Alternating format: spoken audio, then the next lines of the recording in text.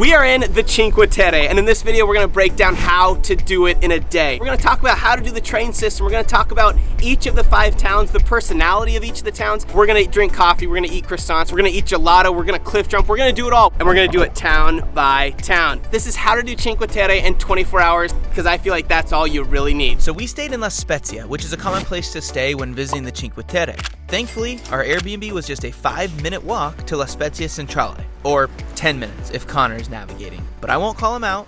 Anyway, I highly recommend being within walking distance to La Spezia Centrale train station because that is the hub for getting into the Cinque Terre and then between each of the 5 towns by train. And it runs between La Spezia and Levanto, stopping at each of the Cinque Terre towns about twice an hour. Our strategy was to go north and then bounce south to each town, so we went straight to Monterossa Al Mare.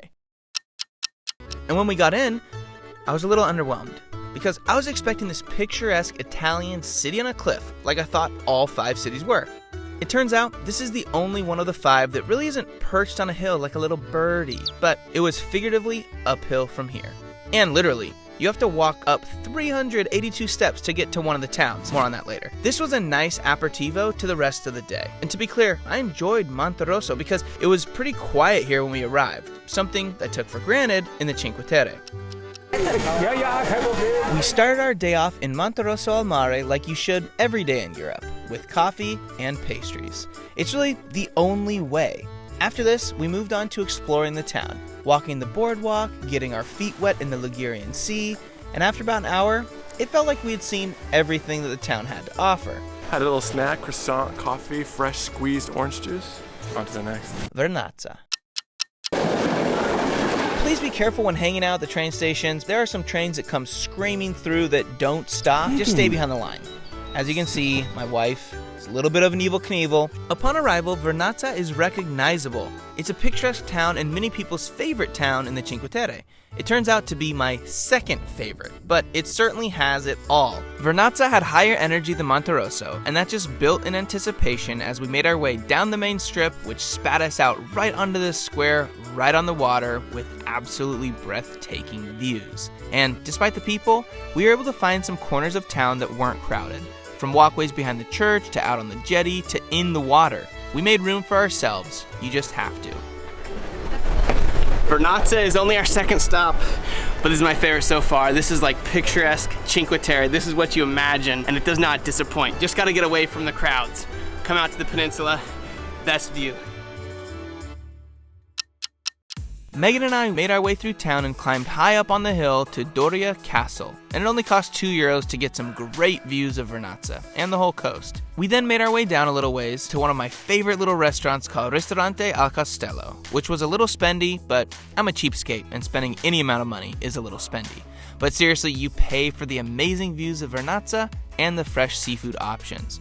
We shared some plates and then enjoyed some complimentary limoncino, or limoncello. It's practically the same thing, just different name. Opa. It's not bad. It really didn't go down well, as you can tell. Oh man, that's like menthol. Which speaks more about me than the limoncino, because I'm a weenie. After lunch, Connor and I went swimming in the northern part of the bay, and yes, we waited 20 minutes like good little boys, but we were shocked at how clear the water was. I wish I had brought goggles. We got in a couple cliff jumps on the far side of the bay, which was a little sketchy because of how shallow it was.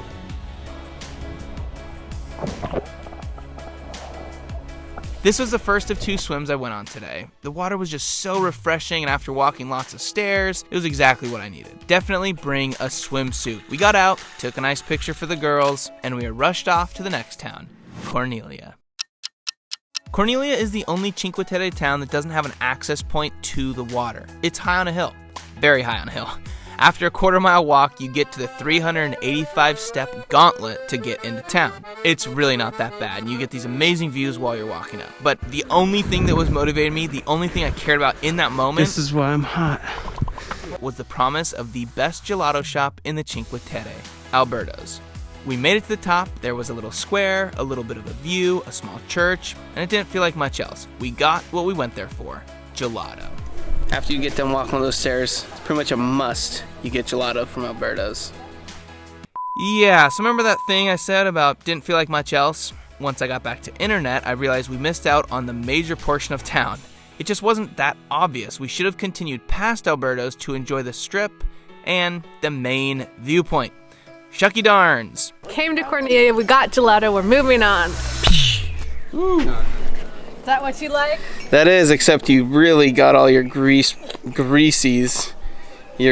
nubbins all over my lens. We headed straight back down the steps to the train station to make our way to the next town, Manarola. Manarola really is the star of the Cinque Terre for me. Upon arrival, it feels like Vernazza with the walk through town towards the water, and it feels as exciting as Vernazza. It has that energy, but I just felt like it was a little more modest and authentic. Throughout the streets, you have fishing boats just parked after they got done fishing, literally reserved boat parking spots. It was super cool. I was also confused at how they got up there because it's this pretty steep cliff, but got to witness the boat lift in action, and then right on the water's edge you have a vibrant water scene. Rocks for cliff jumping, areas for sunbathing and just hanging out. You have this epic walkway which just gives an incredible vantage point looking back at the village, and up on that cliffside, we stopped for our dinner. It's apparently a pretty famous place. A lot of bloggers said to go here. It definitely had the best view of any restaurant in Manarola. We had to wait about 30 minutes for a table, and while we waited, I got in some more cliff jumping. This was better than Vernazza, bigger, deeper, safer, more fun, more people doing it. It was just an absolute blast. Back at the restaurant, they served us nice portions. I actually don't know if that's true. I think we just ordered way too much food, but it was super tasty. It was exactly what we were looking for. We actually couldn't even finish all of it because that freaking cheese ball is huge. Uneventful. Nothing. And then open. It's a boy. Oh. On full bellies, we headed off to our last stop, Riomaggiore. Riomaggiore is sort of like Manarola, where the train drops you off and then you have to walk through these tunnels to get to the actual mouth of the town. It's about a 5-minute walk, but worth noting when you're timing your next train. At this time, the trains were only running about once an hour, and we only had about an hour until the sun went down. Wow. That is epic right there. Those views are insane. Oh, gotta come out here. I don't think this is illegal. There were no chains or anything.